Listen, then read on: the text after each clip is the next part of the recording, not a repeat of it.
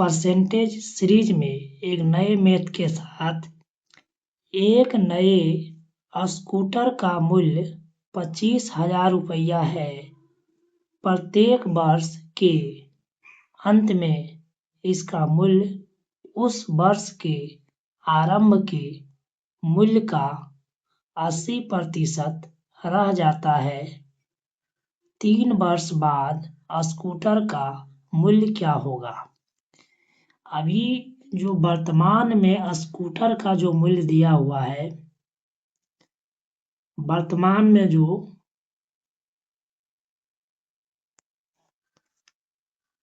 Scooter का मूल्य दिया हुआ है 25,000। कितना दिया हुआ है? 25,000। और प्रत्येक वर्ष इसका जो मूल्य जो है 80% रह जाता है। मतलब कमी कितना होता है? तो कमी जो होता है 20% का कमी हो जाता है। तो 20% कमी कहने का मतलब है 80/100।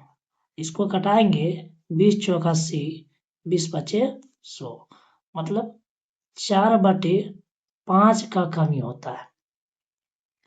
ये बोल रहा हमको। तो बोल रहा 3 वर्ष के बाद स्कूटर का मूल्य क्या होगा?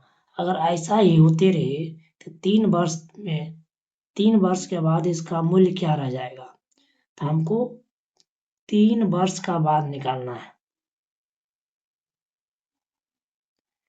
3 वर्ष के बाद क्या होगा?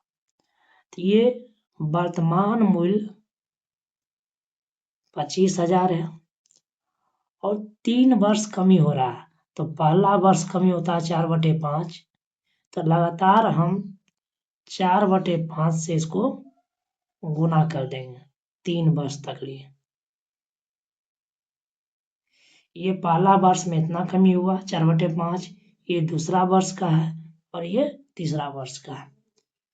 अब देखिए 5 गुना 5 बचे 25, तो ये 1,000 दान में कट जाएगा और फिर इसको 5 से भागा देंगे 1,000 में, तो ये 200 दान में कट जाएगा।